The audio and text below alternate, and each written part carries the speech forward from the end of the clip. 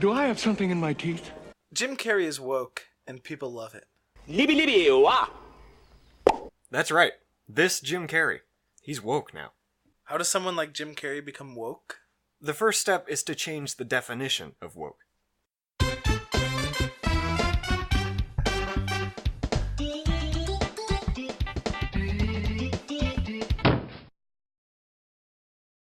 It's 2019, and the term woke is facing a little bit of an identity crisis. As Amanda Hess explained in the New York Times Magazine, woke denotes awareness, but it also connotes blackness. It suggests to white allies that if they walk the walk, they get to talk the talk. The term woke is inextricably linked to black activism and the struggle for racial justice. To be woke is to demonstrate an awareness of the plight of black people in society by taking action specifically against oppression and injustice. A person who does this might be called woke. So how does Jim Carrey get a 13-minute compilation of his wokeness? Part of it is because the big word in all caps in the title is not referring to the same thing that we just discussed. What does it mean in this situation? Let's see if we can learn from some of the clips in the video. Here's one of Jim Carrey standing in front of an audience on Jimmy Kimmel's show, basking in applause. Here's Jim Carrey speaking to a reporter at a New York Fashion Week event. I'm doing just fine. There's no meaning to any of this. So I wanted to find the most meaningless thing that I could come to and join, and here I am. Here's the applause again. I guess standing up is pretty woke. And the clips go on from there, getting increasingly odd. I used to be a guy who was experiencing the world, and now I feel like the world and the universe experiencing a guy. Well, they say they're celebrating icons inside. Celebrating Do you believe icons. in Boy, that is just the absolute lowest aiming, possibility that we could come up with. It's like icons. Do you believe in icons? I don't believe in personalities. I don't believe that you exist, but there is a wonderful fragrance in the air.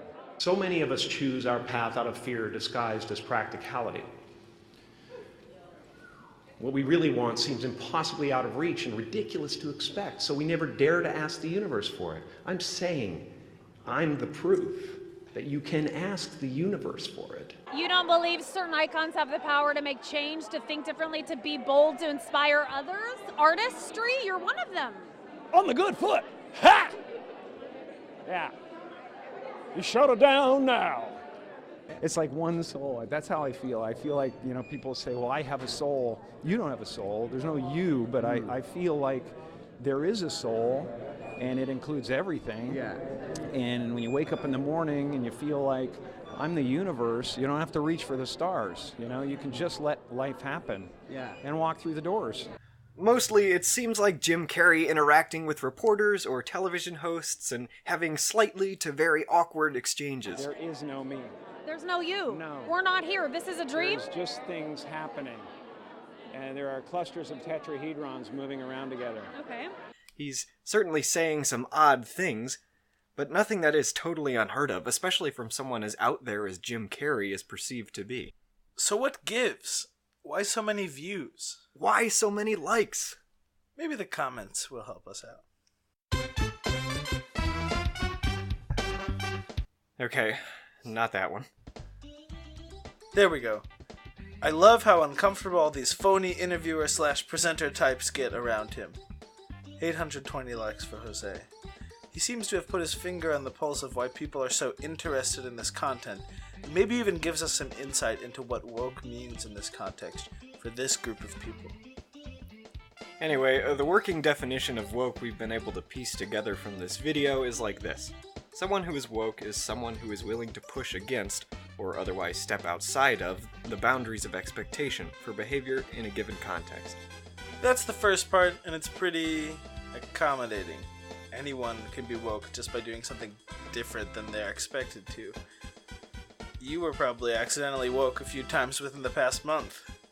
So it's not that helpful yet. The second part is important in this case. There must be something to be woke toward, after all.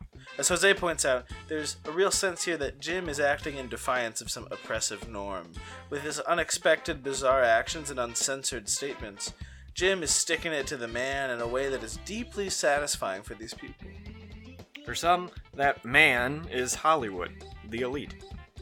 Oh yeah, this is what Jim Carrey's wokeness is set up against, folks. The Hollywood elite.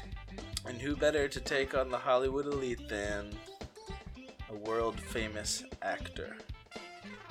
Seriously. I mean, we love a good redemption story, right? The idea that someone in the throes of an international elitist conspiracy could break out of the mold and push back against it. In other words, that they could become woke. Is something that people can get behind. The establishment is foiled, temporarily defeated, and stunned, and the rogue figure is elevated to a kind of godlike status for his or her act of defiance. So, this is one version of how Jim Carrey becomes woke. But there's more to this story. In order to further explore what's going on here, let's skip back to a certain clip from the Jim Carrey Woke Moments video. I'm the proof that you can ask the universe for it. Jim isn't giving a speech at any old college here. He's speaking at the Maharishi School of Management, one of the strangest and most fascinating institutions in the American Midwest. If we explore just a bit deeper into the heart of Jim Carrey YouTube, we can find, sitting at a cool 12.5 million views, the full speech. And this is where it gets really interesting. I brought one of my paintings to show you today. I hope you guys are going to be able to see it okay. It's not one of my bigger pieces, so you might want to move down front. Get a good look at it. But before we delve into the content of this particular speech, let's talk for just a moment about the school itself. What is the Maharishi University of Management? Why is Jim Carrey speaking there? And what sort of horrors await us beyond this enormous covered sheet? Let's take the name of the school word by word.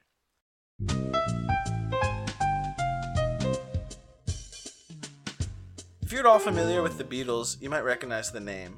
In the late 50s and early 60s, a man called Maharishi Mahesh Yogi left his home country of India to begin a series of world tours preaching a new sort of meditation technique he had helped to develop.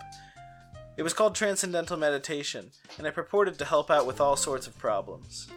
The Maharishi's calm attitude and his confidence in his technique attracted a lot of celebrity attention, and soon celebrities of all shapes and sizes, including the Beatles, were flocking in droves to the Maharishi's meditation center in Rishikesh, India, to learn the secrets of inner peace. And it didn't stop in the 60s, although the hype behind the movement died down once the Beatles left Rishikesh. Transcendental meditation continued to grow as a movement and attract a number of strange, increasingly cookie-cutter pseudoscientists who expanded the teachings of the Maharishi and attempted to apply a sort of warped scientific method to the original techniques. But superstring theory explains all those particles as the inevitable, predicted consequence of the unified field in its natural states of vibration. That the so-called material universe isn't material at all. It's just the vibrational tones, the natural reverberant frequencies, the music of the absolute. So it's one theory, one universal field that supports different waves of vibration. Central to transcendental meditation is the concept of yogic flying, a technique that looks really cool in still shots. And really not as cool when you see it on video. While it might not look too exciting, Transcendental Meditation figurehead Bevan Morris claims that many yogic flyers flying at once can actually bring about world peace. There is a method that we can now use to create permanent world peace for the first time in human history. The method is very simple. Groups of young people practicing powerful technologies of consciousness together that directly enliven the unified field of natural law, the universal field of nature's intelligence, spreading waves of coherence and harmony in the collective consciousness of the nation. And actually, by means of some complicated and inexplicable scientific process, lower the crime rates in cities in which it is practiced.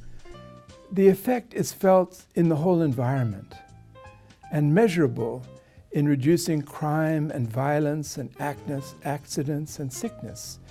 This brings us to the university part of the Maharishi School of Management. In 1971, TM practitioner Nat Goldhaber, with the blessing of the Maharishi, established a university that was created with the belief that a school that incorporated the philosophy and techniques of transcendental meditation would create an unusual contribution to higher education. The university is located in the unassuming plainslands of Fairfield, Iowa, and is, today, headed by University President John Heglin.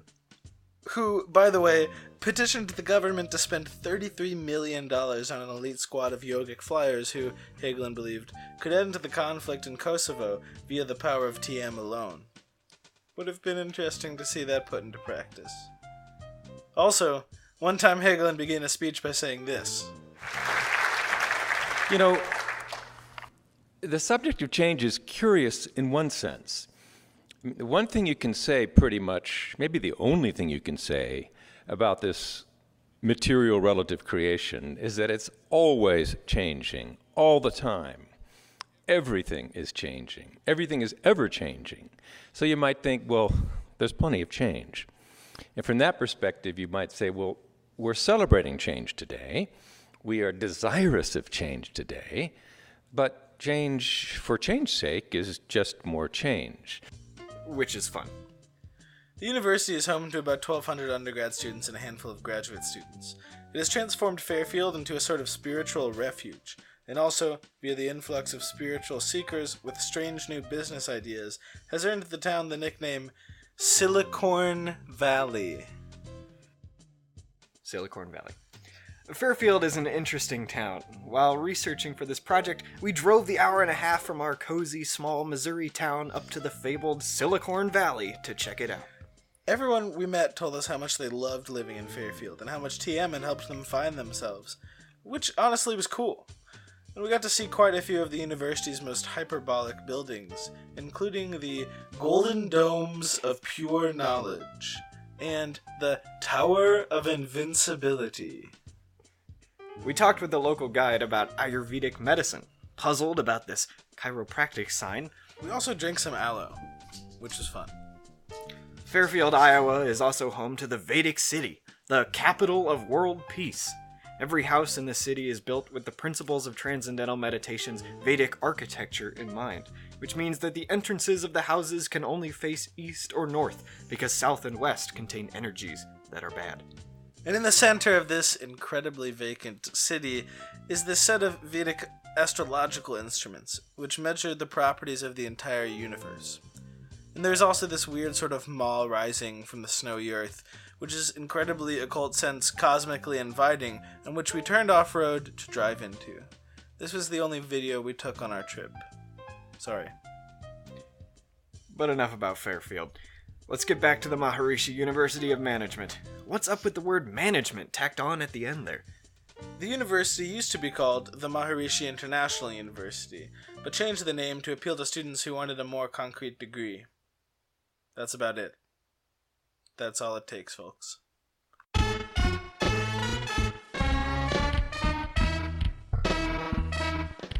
So here we are. The year is 2014, and Jim Carrey is delivering a commencement address to the Maharishi University of Management. He starts out with a few middling quips. What are you sitting down for? I was gonna milk that for a while. You guys can stretch that out in post, right? You can make that longer in the edit. And he seems to know the lingo of the meditation technique, referencing the concepts of Vedic architecture and others with a heavy helping of tongue-in-cheek. Which may not be totally Ayurvedic. Excuse me if I seem a little bit low energy today, whatever this is. I slept with my head to the north last night. Oh man! Oh man! You know how that is, right, kids? And sprinkling in a little classic, strange Jim Carrey wokeness. You have given them the ability to walk behind the mind's elaborate set decoration and to see that there's a huge difference between a dog that is going to eat you in your mind and an actual dog that is going to eat you. But it's when Jim gets into the meat of his speech that things get interesting. It becomes increasingly clear as the address goes on that Jim Carrey doesn't really care about transcendental meditation or the teachings of the university or any John Hagel and Bevan Morris school of thought. He's here to talk about his own problems. I am at the top of the mountain, and I was, and the only one I hadn't freed was myself. And that's when my search for identity deepened. The pressures of celebrity. I've often said that I wished people could realize all their dreams and wealth and fame, and so that they could see that it's not where you're going to find your sense of completion. The meaninglessness and confusing metaphoricality of it all. One unified field of nothing, dancing for no particular reason, except maybe to comfort and entertain itself. I cannot be contained because I'm the container. This is the voice of the ego. Now I'm always at the beginning. I have a reset button, and I ride that button constantly. And then there's the reveal of the painting. Risk being seen in all of your glory.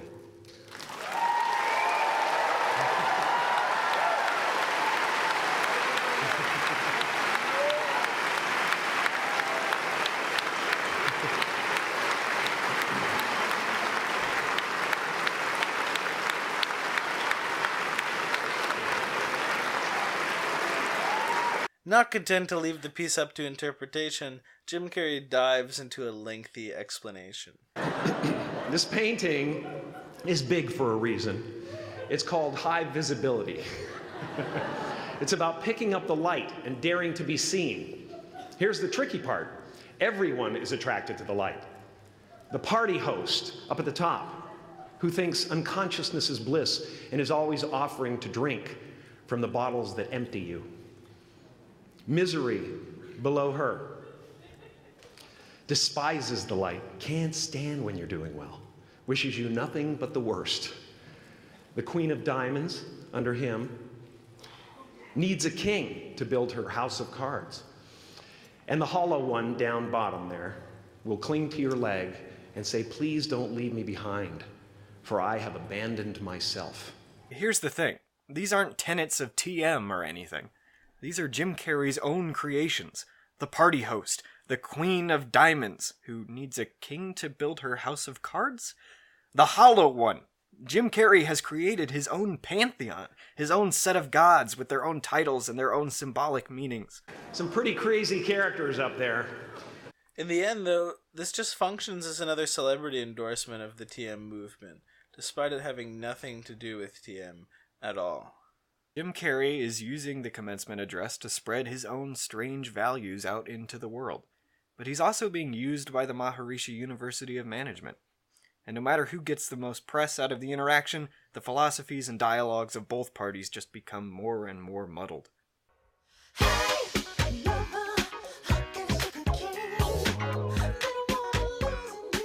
Before the accident, my father used to tell me one thing over and over. No matter where life takes you, son, all paths lead back to the comment section of YouTube. So let's take a trip back to the Woke Moments video and learn a bit more about our friendly YouTube commenters. First of all, the majority of the comments come from white dudes. This isn't surprising, but it is revealing. These are folks who grew up watching Dumb and Dumber, grew up seeing Jim Carrey as a goof, a clown. A clown, and much more than a clown. A true artist. He gets paid millions to be a clown. That's his role in this world. The clown, the fool, the jester, the clown. Jim Carrey is a representative for these people in the world of celebrity. And to see him dissent, or get woke, to rail against the system, is exciting, enticing. He jokes all the time, but actually not. This world is full of illusion. Everything's fake. He was right when he said this is not our world. He isn't crazy. He fully understands the reality of our existence. I just told the girl of my dreams that I love her. Because of this speech. There are also those who view Jim's unique personality as a piece in a larger puzzle, who see his platitudinous rambling as signs of a broken down brainwashing or a great evil. Illuminati, MK Ultra. Mass hallucination. He looks so dead inside. MK Ultra. Sad face emoji. Way too many chemtrails. Sad. For some, he's finally escaping the programming that he once signed himself over to or was otherwise forced to endure as a chosen Hollywood pawn. For others, he is still lost, and maybe hopelessly so. That is, unless he could find Jesus. I hope he turns to the Lord Jesus. Jim Carrey, you're a lost soul. You will never be Jesus. There is only one. You, Jump Carrey, need Jesus Christ. He will take away all the confusion and emptiness that is in your mind and soul.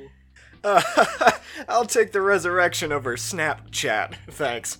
Or, there's the less popular, but still present, opposite of that. I wonder what would happen if I decided to be Jesus. Jim Carrey, Jesus Christ, J.C. Maybe he is Jesus Christ and is trying to warn us. Perhaps the most representative of the Jim Carrey woke-liker mentality is the plethora of comments making reference to one of the most beloved Jim Carrey films, The Truman Show. He isn't crazy. He's just seen the end of the tunnel. The Truman Show was one of the most revealing movies he ever made. That movie rattled and woke me back then already. The Truman Show triggered all of this! Do I need to do that again? Sure. The Truman Show triggered all of this! In the film, Jim Carrey plays a man trapped in a false world. The world of Hollywood, facade, acting, rehearsed lines, though he doesn't realize it. We could spend a long time on the supreme irony of someone claiming to be awoken by a Hollywood film, but we'll leave you to think about that. The most common thread between the comment section of all videos, however, is a simple desire to relate to Jim. An insistence on being woke in a similar way. Finally, someone that thinks like me. I always knew that we are here for a reason. We borrowed this bodies for our souls to live as one. I love the way he says, ask the universe for what you want. OMG, we are so alike. Much love to Jim Carrey. Hard eyes emoji. His amazing. Wise man. I never thought Jim Carrey was crazy. I thought he was a genius. And for the first time in my life, I'm right. I can seriously relate to all he says. Blessings. Wow, finally someone who's thinking the same way as me. I've literally been thinking all the same shit. Take a step back and look at Earth, humanity, life itself. We can be destroyed in an instant. What we're living is an idea, something to keep us occupied. If you think he's crazy, then you're asleep. 525 likes. It used to be that an enlightened figure was revered for the knowledge they possessed. A prophet or guru, such as the Maharishi, would have a mystical vision that gave them a key to understanding the universe. This figure would gain a following of people who sought to learn of these secrets from the master. This led to the birth of many movements, religions, and cults. Yet, there is something a bit different about what's going on here. To these commenters, Jim Carrey's value is rooted in his ability to say what they already think. If Jim Carrey is woke, it's because he confirms their understanding about the nature of consciousness, or of Hollywood, which is just as important. The variety of commenters, and their varying lenses of interpretation, some more nuanced than others, bring up a further observation. Either some of these people don't understand what he's saying, or he's not saying anything at all. At least, nothing that means anything to anyone other than himself. For YouTube commenters, the situation is perfect. They can take whatever they want from Jim's very public and very meaningless dialogue. Jim Carrey says something about how we're not here. If you're a Buddhist, this is ego death. If you're a nihilist, it's a confirmation of meaninglessness.